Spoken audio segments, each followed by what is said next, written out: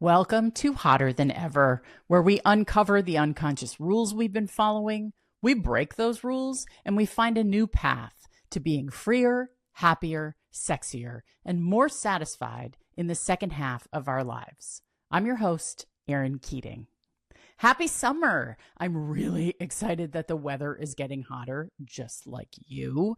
And I'm feeling a little more relaxed and melty as the vitamin D infiltrates my skin and does whatever good stuff sunshine does to us biologically that makes us feel good. I am not a scientist or a doctor. I don't know how it works. I just know that when the sun comes out, I feel better.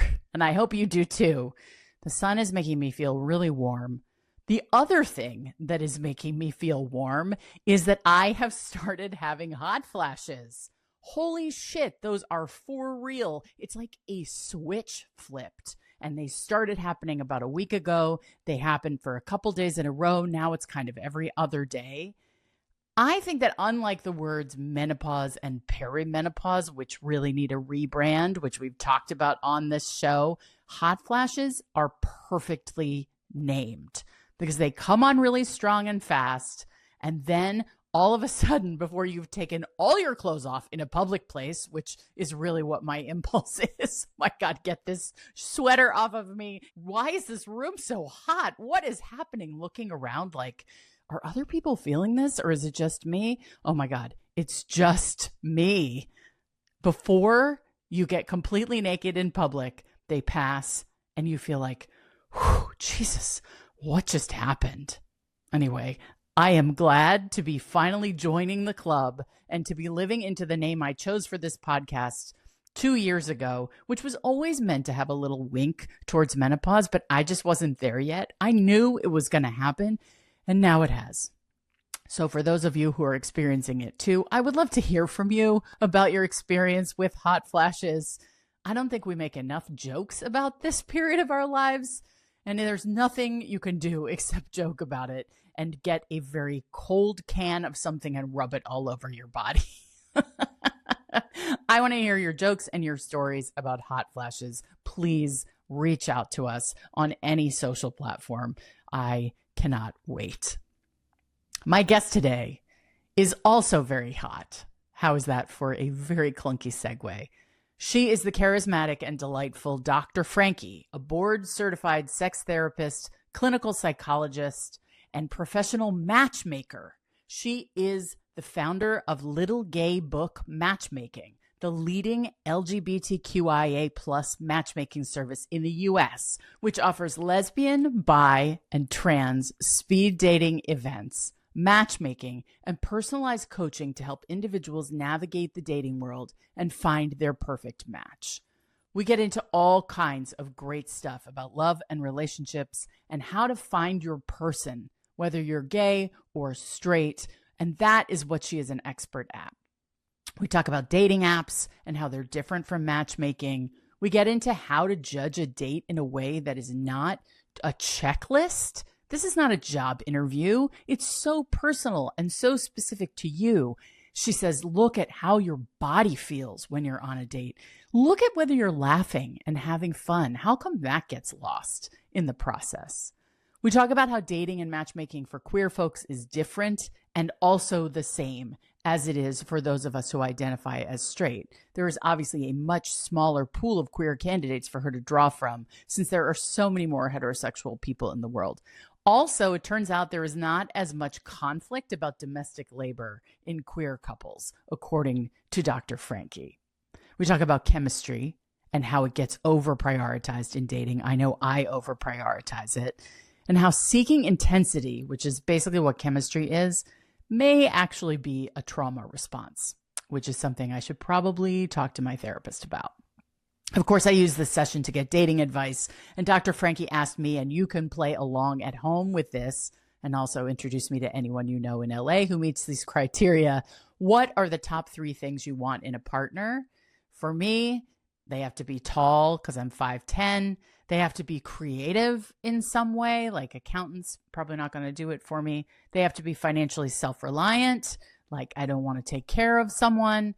And they have to be between 40 and 55. And she really pushed me to expand this range on the upper end to 59. I don't know. I don't know how I feel about that still. Dr. Frankie talked about how some clients get overly specific and narrow when they tell her what they're looking for, and how that's sometimes a way that people eliminate the possibility of really falling in love, which requires you to have to be open and vulnerable. It was a really cool conversation, and she is hilarious and awesome. All right, let's get hot. Dr. Frankie, welcome to Hotter Than Ever. Thank you. I'm glad to be here with you, Erin. I'm so happy to have you here. You know, I wanted to have you on because I'm obsessed with matchmaking and the idea that for those of us who struggle to find the person who we want to spend the bulk of our life with, the intimate parts of our life with, it's so hard for so many people to find someone. And you have come from a really particular point of view. I think a lot of Hotter Than Ever has been pretty heterocentric. And I wanted to sort of open up the conversation to a different lens, because the people that you take care of with your matchmaking service are LGBTQIA+. So I would love to understand how you came to this work, what your personal story is, and then how you came to add matchmaking to your work as a psychologist. Wow, where do I even begin? At the beginning. So I'm from New York City, born and raised, and I, from a very young age, realized that for me, what matters most in life is human connection. Like I love people. I love relating and connecting. And as a teen, I was sort of raising myself in New York. My dad was a very well-known fashion designer. My mom was in merchandising, had clothing stores. My parents were both in the fashion industry and very preoccupied with their careers. Mm-hmm. And here I was, an only child, trying to figure out how to survive. Yeah, it's such a New York story. Right? Yeah. And I realized that my gift at that time was really in my ability to connect with people. And then I started to notice, wow, I actually have another gift, which is the gift of kind of knowing who would vibe with each other. So like I started to get people together. I knew somebody was single. I'm like, oh, let me match you with this person. I want to introduce you to this person. It was just something that it was like a pull that I didn't even realize was happening. And I matched my dad, who was single. My parents were married for a very short period of time. They were like the Studio 54 peeps that were like, met and partied, and then I arrived. And they were like, wait, that's a book. Wait, I don't know that did we want a baby? I guess so. Fine. And then I was born. So they were divorced within 2 years. And my dad was just like dating all of these women that were wrong for him. And here I am, this precocious young teenager that's like, Dad, I want you to meet somebody that's going to love you and respect you and admire you and appreciate your generosity, not be here for your generosity. Right. So I set him up with my eye doctor. And I was 14 when they got married. I set him up when I was 13. They were married. They had 3 children. So I've realized like this thing that I had and how good it felt to bring people together. So I just continued to do that on the side for fun. And I had been in therapy like many New York Upper West Side Jews. We got sent to therapy. Sure. So at a very early age. Yeah. Right? It's just what you do. Woody Allen, Paul Simon. Yes. Yeah. Stephen Sondheim. We all know the tropes. Yeah. Exactly. So I had such a good experience. I recognized early on that without my therapist, like I would probably be pretty lost. And there was so much value in that work for me and appreciation that I was like, when I realized, actually, let me back up for a minute. I thought I wanted to go into television and radio. I wanted to initially be an anchor. And I worked in TV for a little bit and realized I was not going to be able to tolerate the amount of like sexual harassment and discomfort along the way. At that time, there was no Me Too movement. And I was like, you know what? I don't want to deal with this discomfort. So brought it to therapy. Yeah. And my therapist looked at me and said, Frankie, you have been in therapy your whole life, basically. And you were— How old were you when you started? Therapy? 5. Yeah. Oh my God. Yeah. And you want to hear something funny? Judge Judy required, she was in family courts in New York City. She was our judge. And she required my parents put me in therapy because she's like, the two of you are so wacky. Your kid needs to be in therapy. It's court mandated therapy. I mean, and everybody knows what Judge Judy says goes. Oh, yeah. So I can thank part of my success actually to Judge Judy. Oh that just dawned on me right now, actually. So I basically decided to go into academia and become a clinical psychologist and help people that way, help support people that way. And I did that for a decade. And I was working in trauma and acute stress disorder, treating people with intense trauma, and I loved it. But man, I was starting to burn out. And I'm like, I have these massive student loans. Yeah. And I'm just in the beginning of my career and I'm already feeling burnout. Like, what am I going to, this is crazy. What am I going to do? It's a really intense thing to absorb other people's stuff all day long. It's a lot. Yeah. Yeah. Then you start feeling their stuff and you're like, whoa, my cup runneth over. Like I am a sponge at this point. I'm doing everything that I need to do for myself. I'm eating well, I'm sleeping well, I'm working out. I'm monitoring how much, alcohol I'm consuming. I'm doing all the things, but still I was dreaming about the traumas. I was during the day having, kind of flashes of people's trauma. Yeah. So it was at that point. So hard. At that point I had twins that were like, I don't know, 4 years old, something like that. Sitting down with twins. I have twins too. Yeah. Oh my How gosh, old are your twins? Mine are 19 now, boy, girl.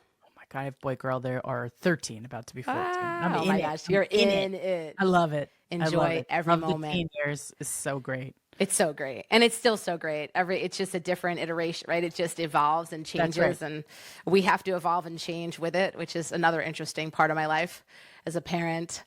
So then I ended up, my ex-wife at the time, we were sitting down talking. I was totally stressed out about it. And she's like, look, Frankie, you have always been a connector. And this is something that you love so much. You throw dinner parties, you get people together. So why don't you just try to make a career out of it? And I was like, really? Oh my gosh. Because in my office, I had a therapy practice. And I was like, I would say, I wish I could set up my 9 a.m. with my 3 p.m., but I can't because of confidentiality. Isn't it so crazy how we don't see the things that come naturally to us as the path? We see this like harder external challenge thing that we see that as the prize instead of sort of going, wait, like this is what I'm doing anyway. Right. I love that. I could not see that at all. And I was so grateful at the time, even for her to bring that to my attention. Yeah. And then of course I was like, what about money? We had 2 young kids. And, I was in the beginning of my career as a psychologist, didn't make a lot of money. And she's like, no, we're going to figure this out. So I threw a website up and I moonlit basically. I pounded the pavement for like 3 years. I had no database. I was just like going to dinner parties and philanthropic events, right? Golf tournaments and like wherever I could find professionals that were serious and serious about wanting to find a partner and single. And that was the beginning of a huge career that I had no idea would take me in the most amazing, like morphing into all these amazing opportunities and ways. We have events all over the country. We do coaching, matchmaking. I mean, it's just group work, group programs. It goes on and on. It's so amazing. I mean, you started this in 2009. Yes. Were you the only LGBTQIA plus? I don't think those were even the letters then. The only queer matchmaking service that existed? There was one other. They went out of business shortly thereafter. I actually collaborate with them today. They're not doing it now. They're in a different segment of the matchmaking world. Really, initially I worked with men and women, queer folks. And then I ended up just deciding to work with lesbians and bi women. So I became very niche specific. And at that point, there was nobody else in the world that was exclusively working to match women interested in women. So I was it. So wonderful. Like, I believe in the power of the niche. Like the more specific. I had an acting teacher when I was trying to be an actor when I was very young who would just say specificity. Specificity. And it just like rings in my head all the time when I hear like, the riches are in the niches. That's what someone else says to me. Yeah. I mean, today we've expanded. We include trans folks and gay men now, but I have a big team. Back then, when I did I bootstrapped the business. So it was just me. Eventually I got an assistant and it just kept growing. And I now feel like we have the bandwidth to take on everybody in the community that is interested and serious about finding somebody really special. I love that. And your website says you have an 85% success rate. What do you know that those of us who are out there trying to do this on our own do not know? It's just, we don't have time when we're out there dating on our own and we're swiping. That's the way we're doing it, right? We're using dating apps. They're set up for us to stay on the apps. That's right. That's how they make money. That's exactly. So there are a lot of things that are working against us as we're searching for our mate that don't impact us so much as matchmakers, where we have a team of matchmakers that are searching, vetting, screening. That's what we do. So it's like, it's just different. We're able to, first there's volume. This is what we dedicate our time doing. So we're interviewing a lot of people. Who has time? If you're single, you have a full-time career, you're ambitious, you're raising kids, this kind of, wow, it's a second job. How would you find time? I always think of my dating life, my romantic life as a part-time job. It is. It just is. Yeah. Yes. The other thing is we start getting sort of addicted chemically. Oh yeah, I'm like a junkie for the apps. Right? The serotonin hits, the norepinephrine. Yeah. It feels great when somebody like shoots us a message and depending on what app you're on, like the dings and the bings and the well, all the promise, all the possibility, all the dreams fulfilled, all the orgasms, like all the things you want, like right there, maybe this one, Yeah. And don't settle just yet. They're not perfect. Your perfect person could be one swipe away. So it's just overwhelming. And I think we get onto it almost like a hamster wheel that we can't get off of very easily. It's so hard to get from the connecting online to actually physically meeting somebody in person. And for us as matchmakers, it's not. It's like, hey, we're searching for a match for this person. Here's a bit about them. Are you interested in connecting? And then we hop on a Zoom, we hop on video right away. We can tell. We're already evaluating. Is this person serious? Do they stick to their commitment? They tell us they're going to show up for a 3 p.m. appointment. Do they show up on time? Right. I mean, that's the first test. Right? Of keeping your word. Oh, I have a funny test that I'll tell you, which is if I had a matchmaker, I wouldn't have to do. But when I meet somebody on an app, I always say, hey, they want to give me their phone number right away. I do not want to give them my phone number. I don't know you. So I say, here's my handle on Telegram because it's anonymous. I don't have to, I have you my handle, but not my phone number. Everywhere else, you have to give your phone number.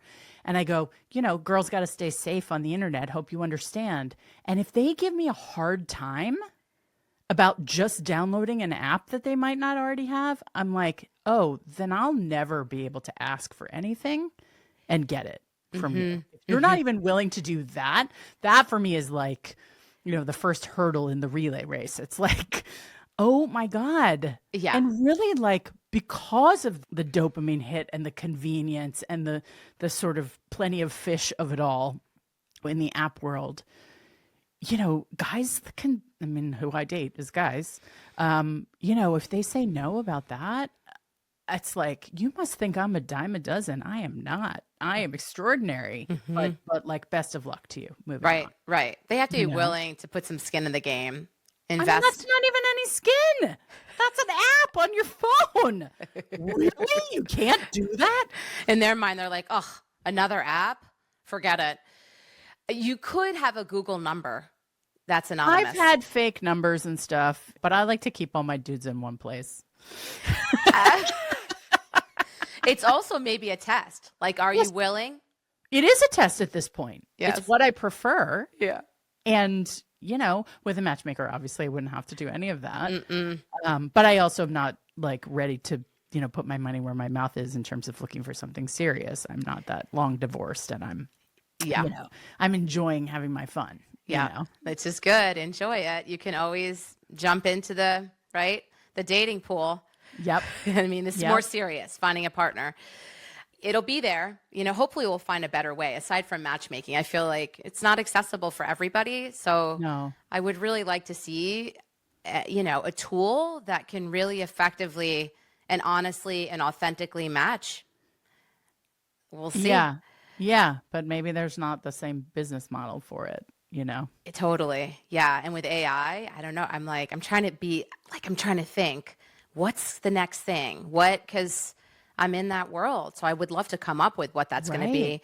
But I think the important piece that's missing with all this is just like the human connection, the intuition. So while we gather data for sure from clients, but we're also sitting with them and feeling their vibe. And like, what is it like to sit with them? Like the consultation, our first interview is almost like a date.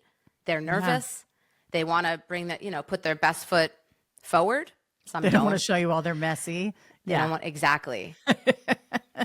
And deciphering, is this person being inauthentic and fake, or is it that they really care and they're nervous and they want to, they want to show us their best side?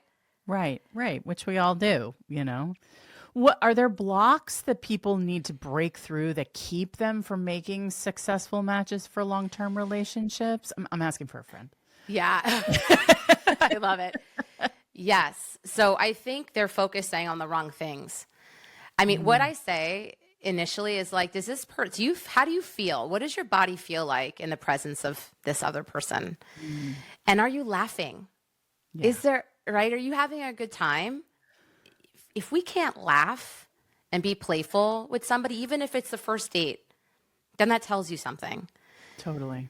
In terms of compatibility, like we don't need to be, I'm hearing this a lot lately. It's like, oh, we're not in alignment because our political views are different. It's like everything doesn't have, we don't even have to, I don't even want to talk about politics right now, but I've tried that. Yeah. I've tried that other side of the fence thing, and it's hot for a while. Then someone tells you there's no such thing as systemic racism, and you're like, I don't think we can. Yeah. Out of touch. No thanks. See you later.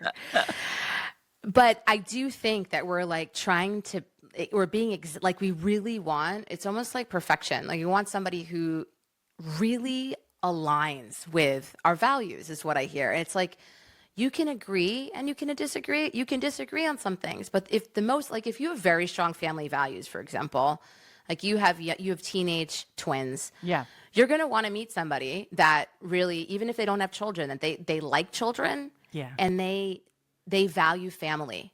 They prioritize family. They could come from a family that's really close-knit and they make time for family in their life. Because that's like a deal breaker. That makes sense to me that would be something that would be. Is that for you really important? No. Interesting. No, because I don't want to do a blended family thing, and I don't really need my kids. I'm like a year and a half divorced, 3 years separated. Like they don't need to deal with me knowing about my dating life or any of that stuff. I don't need to introduce another dude into their world. Like right now, my dating life is super compartmentalized and separate. Yes. It's not integrated. And because I don't think they need that at the moment. And I don't think I could emotionally navigate my own dynamic with somebody and then trying to mix all of it up. Now, with the right person, it probably wouldn't feel so hard. But for me and for I'm not dating the right people necessarily for a long-term relationship. And so it hasn't been a thing that I've introduced. So I'm thinking like eventually you want like you're going to want to have time with your kids. Sure. And you want to be with somebody who gets it. If Absolutely. You're going to be, so that's what it's like. It's something maybe not now. Cause you're just like earlier you said, you're not that serious about it right now. You're having fun. You're enjoying your singlehood. Yeah. And I also have I keep thinking, well, I'll do something like I'll be serious with someone and integrate them when my kids go to college. Yes. You know, I'll probably fall in love before that, but it feels to me like I don't want to put that on our stuff yet. Yeah, because it's working, right? You've got your system in place and you guys are thriving, and and they you don't want to shake it up. Yeah, that's good. They're like, you know what? I don't really want to know, Mom. They don't want to know. Mine didn't either. The other thing that I want to point out is the fireworks. People are chasing fireworks. Yep. And what we don't realize is that excitement and tension is often stemming from trauma from the past. We're looking for, right, something familiar. And when you think about it, it's like, oh, this is familiar, most likely because I have a history that's related to some degree of trauma around this. Well, let's talk about that because, I mean, I'm certainly chasing the fireworks because I didn't have any in my marriage for a long time, right? So I'm chasing that, and that's fun for me, and I'm trying to keep it in a box or several boxes. And, but I don't know that I would know how to choose someone without the element of chemistry. And then also, like, what if I fall, like, what if I deeply care about someone, but then sexually we're not compatible? Like, if we don't have matched libidos or curiosity or openness. So that could be a deal breaker for sure, right? Yeah, like if you're, first of all, libido differences in terms of desire and libido, that's pretty common. Yeah. It's about communication, right? And just like, are we going to be honest about our needs? And are we going to compromise for each other to meet each other? Right. If somebody's not open sexually and you're very like into exploring and they're pretty rigid about it, that could be a deal breaker. Yeah. So it's really about like, is there flexibility and openness and prioritization around communication? This is an important topic. Let's make this happen. Let's figure this out. Totally. But when you think about chemistry, it's like it can develop over time. But there are plenty of people that are convinced. They'll tell me, Dr. Frankie, no, I know it right away. And I'm like, yeah, because you're looking for a familiar feeling. You are making an assumption. You're foreclosing opportunity for it to develop. Right. Because you want to feel that the chemistry, the intensity. Right. And that intensity can often take you off the rails. Like I say, initially, if you meet somebody where you're like, you know what, I laughed, I enjoyed that date, I'm curious to learn more. Do I want to jump his bones right now? I don't, that's not what I'm feeling. Right. I'm like, go on a second date. Yeah. Go and see what happens. Does it build? Is there attraction that's building right now? It's like temper. It's not, oh my gosh, this is amazing. I want to go home with him right now. Right. You see what I mean? No, of course. Of course. I know what I'm supposed to think. You're like, screw it. Like I just know that I'm not there right now because I'm trying to fill a deficit. Yeah, and you should do it. And I'm enjoying the shit out of it. And I'm experimenting with different ways to do relationship and different ways to have lovers instead of boyfriends and, you know, to be honest and to chase my own desires and all of that kind of stuff. And, you know, I also think like this podcast is really for women to give women the option to do things in a way that they have not done it before because they were following all the rules and they were doing everything as they were supposed to do it. And maybe that meant they wanted to date women, but they only ever dated men. Yeah. You know what I mean? Yeah. Like, I think there are a lot of people who are bi or queer and they don't, you know, they never follow the path because it doesn't fit with the straight lines that they were told to color inside of. Absolutely. I always say, go, like, let's evolve and grow. Go challenge yourself. Yeah. Go on a date with somebody you wouldn't normally go on a date with. See if there's surprise. See if you learn something new about yourself.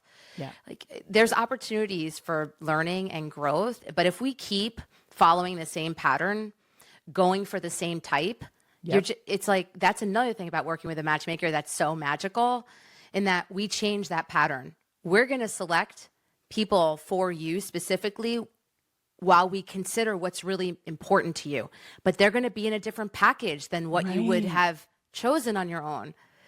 Right. So because we have our patterns of like our type or who we're into or whatever, whoever like catches our eye on the street. And it's unconscious. It is playing unconsciously all the time. Even if consciously you're like, I am going to change this up. Yeah. It's not going to be the same as if a matchmaker were to coordinate a date for you. No. No, that's amazing. That's amazing. So what is the process like? Like if someone signs up for your work, like Yes. what do What they is, have to do? yeah. So first they got to reach out to us Yeah. and schedule a call and share with us about themselves. Like we look at a lot of details related to compatibility. So we ask a lot of questions. It takes about 90 minutes. Yeah. And we don't take everyone on as a client. We take on people that we feel like we can successfully match. And those people tend to be people who are ambitious, smart. They're like moving and shaking in the world, and they're confident. They're not cocky and narcissistic, self-absorbed. It's just it's hard to match people like that, even if they're multimillionaires. Right. Oh my God. But isn't that, well, that's my own bias. So, isn't that most men? Sorry. I'm speaking for my own trauma. I know. Go ahead. I know. So this is why matchmakers, like this is why Dr. Frankie, like Little Gay Book, the whole brand has such a good reputation. It's because we're looking for like good quality people that are impressive. They're doing impressive things, but they're also grounded. Yeah. They're kind. Yeah. They know they're the shit, but they don't lead with I'm the shit, right? Right. So we sit with you, we get to know you, we give you an opportunity to get to know us too, because it's got to be a fit both ways. It's like working with a therapist, you know, you got to both feel comfortable. And if we feel like we can match you, we'll take you on, which means that you sign up for one of our programs. We work with people usually it's for a year and a certain number of introductions. And we get out there, we start interviewing people. We have a network of matchmakers we work with across the world. We mainly match in the US, but some of our clients want to meet somebody international. We do that. Cool. Yeah. So we'll sometimes we're open to taking on clients overseas, but mainly we're based in the US and work with US based clients. We have a massive database we've been building since 2009. Yeah. I have relationships with probably at this point, I mean, we're bigger now, probably 80% of my network. They all know me. We've built relationships and community. So people come and go. There are clients that have come back to hire us again. Yeah. So we just start searching, interviewing for you and keeping in mind what's really important to you, but also considering the difference between like what you want and what we think you need. Oh. Yeah. How do you walk that line? We bridge that gap. They know themselves, right? People think they know. But if they were so great at it, maybe they wouldn't be coming to you in the first place. Right? Like it's like, you don't know what you don't know. Mm-hmm. So together we work, there's coaching. Everybody has to engage in coaching with us because through the process, we're learning about ourselves. I'm a psychologist, so this is like really important. You have to be willing to be coachable and take time to self-reflect and allow us to give you feedback that's going to just help you be more successful because we have to do this together. So we sometimes have to share the difficult news that we feedback. I want to know, what kind of feedback do you have to give? That's oh my gosh. I've had, it's hard sometimes when I have to talk about body odor, hygiene. What? That's rare. That earlier in my career that would come up more.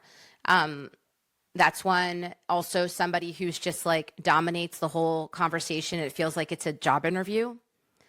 Because sometimes it's hard, right? A lot of our clients are these are people that are CEOs, right? They're lawyers, they're physicians, they're running the show. Yeah. They're telling people what to do. They're interviewing. So they've really have to slow down and hand over the reins to us and trust that like we know what we're doing. And we have a very high success rate, and there's a reason for that. So it's hard for them to give up control. Sure. But most do. And if they don't, then we're not successful. Like they're just going to keep, a lot of times they'll be like, well, they'll narrow because they don't have, they're so uncomfortable not having full control that their parameters will become so narrow that we can't say yes to anyone. Exactly. They won't say yes to anyone, or they'll be really specific about the type of person that's almost impossible to find. And they're like, Dr. Frankie, how come you haven't sent me on a date? Well, you've made it so narrow that I'm not finding somebody. I'm not going to just send you out with a warm body. Right. You need a blonde, 6 foot tall tennis pro. Yep. With a PhD. Right. Yes. And beautiful and attractive. Everybody. That's the number one thing. It's like, make sure they're attractive. and it's so subjective. So And it's like, everyone's attractive to someone. exactly. Yeah. But this is, yeah. So I think that's also the challenge, is that people are really, they make it really hard on themselves by saying, well, I deserve the best. I'm great. I'm such a catch. I'm not going to settle for less. Okay. But we're all imperfect beings. Right. We're also all, hopefully, most of us are works in progress. Mm-hmm. And your person isn't going to embody everything that you want. So Right. cut down that laundry list to about 3 things. And most likely, we can make it happen, right? With those 3 things. So I'm just thinking about you right now. It's like, what are your What are my 3 your deal things? makers? I mean, it's funny. I think about that. I mean, I'm 5'10". This is the stupidest fucking thing in the world. And I know it's like a bane of matchmakers' existence, right? Like, I definitely need someone who's at least my height. Like, 5'10" is fine. You don't have to be 6'6". I know that's like Average. That's the average height for men. Yeah. So Fair. that's fine. Totally fair. And I know that's superficial, but I just also know that that's like an archetypal thing for me that I need. It's funny. There's so many like real normal, like in Southern California, like real fitness oriented, outdoorsy, conventional dudes. And like, I'm not one like them. They like me. I don't like them. I need someone arty. I need someone creative. I need someone who's doing something really interesting in the world. Yeah. It doesn't have to be, they don't have to be like a movie director, but like, someone with an artistic eye or bent or some kind of sideways something, Yeah. They can't be like too vanilla, too mainstream. I don't know. No, they can't be like a banker. As much as I would love to have the security of a banker, like believe me, and I'll just be the wild child. I can't. I don't think I could do it. I don't want to be bored by somebody's interests. Yeah. I want to be interested in their interests. Yeah. I think that's also very fair, and 5'10" is fair. If you said to me, Frankie, find me somebody, they can't be shorter than 6'5". So that's an example. Like, That's insane. You're limiting yourself. You got to look at age, geography. Yeah. Right? Like, and then now you want someone who's 6'5". So we can't make magic happen. Under 55 for me. I'm 53, and the older guys just don't do it for me. But over 40. Like, that seems to be the zone. But I like a guy in his 40s who's like creative and interesting and emotionally available. Then I would have to learn to be emotionally available too. I'm working on it.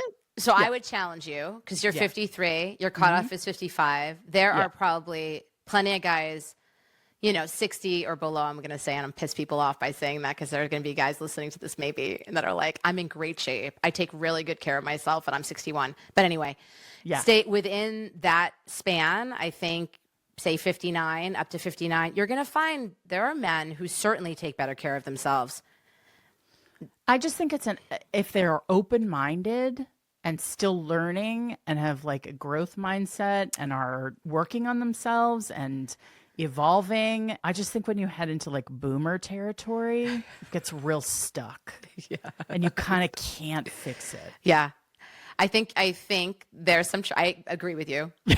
But there's always an exception. Of course, I'm open to the exception. So that's it. I love that you're matchmaking me right now. You know what I mean? Because we all, I mean, I find myself back, I'm not single anymore, but like I also had to have like truth sessions with myself, like, because we can lie to ourselves and it really, it's limiting. So yeah, it's not hard to find, like, because I'm in this world where I can see how people can get narrow and not realize that. Yeah. And I think just like successful at whatever they do, like, have built a life where they have a community and credibility and something that they're really proud of that they've accomplished. And so then what I ask when somebody says that, it's like, does it matter too financially? Is it just that they're really, okay, because they're two different things. I agree. I can't, I have a history of being with people who can't manage money, and I'm not doing that again. Yeah, fair. Yeah. So somebody who is really financially They don't have to be rich. Self-reliant. But they have to have their fucking head on their shoulders. Yeah. Yeah. Yeah. Yeah. Yeah. Yeah. Fair. Are these impossible criteria? No, not at all. No. Like you want somebody creative, you're creative, you want somebody you can vibe with that makes sense, who's financially self-sufficient, self-reliant, right? And what was the other one? Not short. And not short. and 5'10", that is average in height. So it's like it's like if a woman says to me, look, I don't want anybody shorter than 5'4". Fine. Average height for women is 5'4". Yeah. Yeah. Yeah. It depends though. One thing, caveat, if say they're 50 plus, I would say, okay, well, we're limiting ourselves because it's a pyramid. The older we get, the less volume that we have to work with, the less options. Yeah. So you might want to be open to somebody a little bit shorter. But for you, and you're straight, so you have this is the other thing. When we're matching in the queer world, we don't have the same numbers of you have so many more people to pick from. You've got different stats. Yeah. Yeah. Yeah. So interesting. That is so different. So tell me how it might be different for, the population that you serve as a matchmaker versus straight folks. Yeah. So that's a big one, right? It's just the sheer Smaller numbers, group. smaller pool. What else is different? So this is one that's really interesting. When I'm matching I'll just say for women, for example, even though we work with men too, and trans folks, and so it gets, but I'm just going to say lesbians and bi women. Yeah. They are particular when I say, okay, what type of women are you attracted to? Right. And I'll say, I'm going to give you a range from 1 to 10 between masculinity and femininity. 10 is high femme, 5 is androgynous, 1 is stone butch. Give me a range. Where would you place yourself? Because they are particular. Some people are very open. They'll say, Frankie, I'll date very masculine butch all the way to very femme. But more often than not, there's nuances in this. So you're not experiencing this in the straight matchmakers don't experience this. People are just find me someone hot and successful and ambitious, Right. I mean, I think that only thing I can think that might be a parallel is someone who's more alpha in vibe versus someone who's a little more beta in vibe. Mm-hmm. Yeah. And if he calls himself alpha, then you can't date him. That just means he's an asshole. Yeah. Yeah. Yeah. Sigma, go fuck yourself. Then you're in Elon Musk douchebag territory. Oh my gosh. Yeah. Oh yeah. So that's not a question that we ask. So, but seems similar. It's true. That's interesting. And then it's interesting that they often see themselves differently than I see them. Oh. So then there's conversation about how, here's how I'm seeing you. Is there a difference between the way you experience yourself internally and your expression, 100%. Your gender expression? Right. Yes, externally. So really figuring out the nuance and then getting into the same question just about their match. How do they present? Are they more masculine? Is their personality more masculine? Like what you're saying, are they more of an alpha or a beta? And then on the outside, what are they? Are they wearing dresses? Or are they never wear? Do they carry a purse? Oh, hell no, they don't carry a purse. Okay. So can they be androgynous, kind of right in the middle? Can they wear lipstick? Can they wear nail polish? It's do they have to wear men's underwear? Interesting. Oh, if they're butch, they might have to wear men's underwear to fit into that category for you. Yeah, there are, right? Yeah. Sure, because every culture, every corner of the culture has their different codes and their different cultural practices, and everything sort of means something. Yes. But it doesn't always mean the same thing to everyone. Exactly. So this is where we get into it. It's what does it mean to you? And how important is this to you? And so it's nuanced. That's probably one of the most significant ways that we're different, being matchmakers specifically for the LGBTQ plus community. Thinking about what else? Well, when we were talking in advance of this call, I said, because I'm obsessed with Eve Rodsky and her work on domestic labor and how the division of labor works in a couple. And you're yeah, that's not really as much of a problem for lesbians. No, I mean, no. Because they're not raised with the same expectations. Yeah, and also there's some that fill that heteronormative model that, but more often than not, I think it's just you know, some people are more, it's just sort of each person is different and they just figure it out. Some are more dominant. Right. And they like to take on those, you know, like the typical stereotypical male, you know, the role of shaking out the garbage or right. Like right. Shoveling the snow. Right. Exactly. Yeah. So you do see that a little bit, but it's not, it's sometimes they're just both pitching in and it's not about gender roles. Yeah. That would be lovely. Looking for that in my next relationship. Can I put that on my checklist? Especially in the younger generations too. Yeah. Like I'm a millennial and there is still, no, I'm not a millennial. I'm sorry. I'm Gen X. There is still the role. I find myself doing it. Like I just naturally, I cook all the time. I just love it. But I grew up, that's what you do. You cook, Frankie. Right. You run a business, get educated, and then you cook and you also take care of the kids. Yeah. I don't cook. That's been one thing. I don't cook. I don't really drive them around. I let my ex-husband do the driving and the schlepping.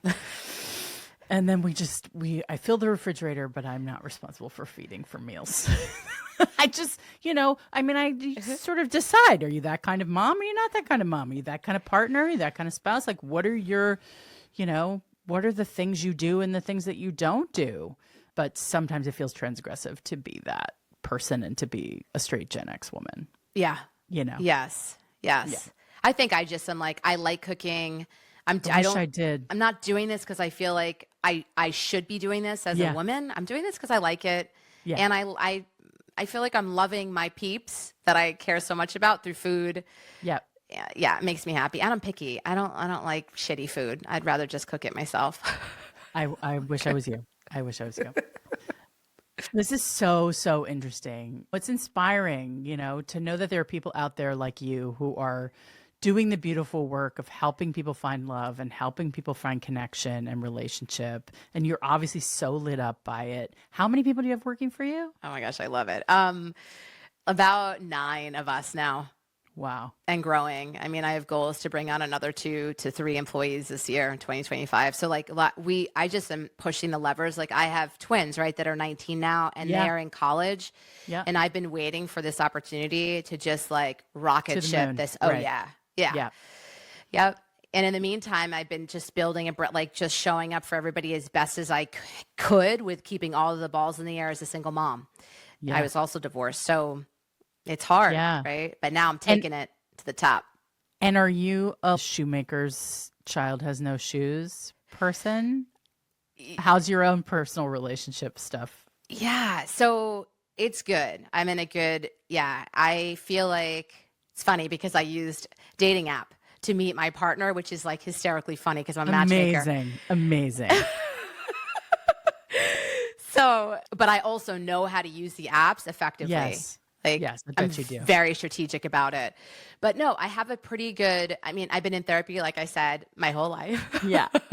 I'm in school again now, getting another certification for a different modality of treatment. I want all the tools to help clients heal and be successful. But yeah, that's what you're saying. Is my life put together or is it a shit show? Is that No, I don't get the impression your life is a shit show. No, but I also know that, people become therapists because they had stuff. People become matchmakers because love is their the sticky wicket, right? Yeah. It's making me think of Patty Stanger, Millionaire Matchmaker. Oh my gosh, which I loved early on. I was not a matchmaker when I was watching her show. And here she was single, perpetually single. And I think they matched her finally in that show at the end. But no, Well, for the show. Maybe, right? Probably. It's entertaining. I can't imagine it. Anyway. But no, I wish her all the best. Me too. Yeah. I wish she treated people better, but it's okay. I don't know her, but I think it's important to be kind. No, I feel like I actively work on myself and my ability. My biggest challenge, I always say, is vulnerability. I was such a self-reliant kid because I had no choice. I was pretty neglected. So how do I say yes to my partner, for example, offering support to help me? Because I'm like, I got it all. And I don't want anybody to feel like they're not needed in my life because I got it all and I'm so self-sufficient and self-reliant. Right. Right. No, definitely for me, it's radical self-reliance is like a huge crutch. And I don't do that anymore. I'm really trying to let people in my life take care of me more. See, so you can relate. Yeah. Yeah, I can totally relate. It's I can hard. totally relate. That Gen X P kid with their parents finding themselves. Yeah. Well, Hotter Than Ever is all about giving women permission and ideas for how to do things differently in the second half of our lives. So is there any one thing that you want our listeners who are women over 40 to take away from this conversation about what is possible for them in their intimate sexual and relationship lives?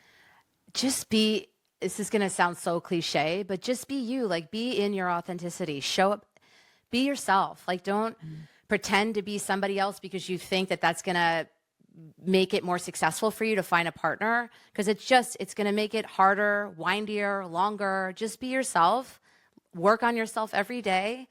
If you don't love yourself today, work on loving yourself, because it's all about vibration. We got to raise our vibration so that we attract the right people into our lives. And that means we need to attend to ourselves and love ourselves first. It took me years. Yep. You got to work on it, actively work on it. Yep. And be around people who lift you up and support you and love you, and don't tell you can't do it.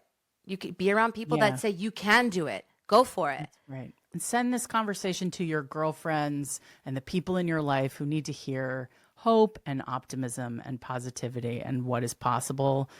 Maybe send it to the ones who are always like, all the good ones are taken and everything is not possible and we're too old. Like, I don't believe any of that. No way. And that we're not sexual after menopause. Bullshit. Yes, you are. If you want it, get it. You got to use it. Otherwise you lose it. Yeah. So like for sure. Throwing it all in there. You asked me for one thing, I gave you like 30. I'll take it. Okay. I'll take it. We need all the wise counsel we can get. Yeah. Thank you, Dr. Frankie. I've really enjoyed this conversation. You are a delight. Likewise, Erin. Thank you. Thanks for listening to Hotter Than Ever.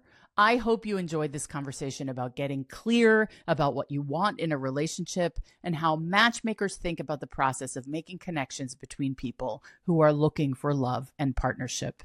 There's someone in your life who needs to hear this conversation.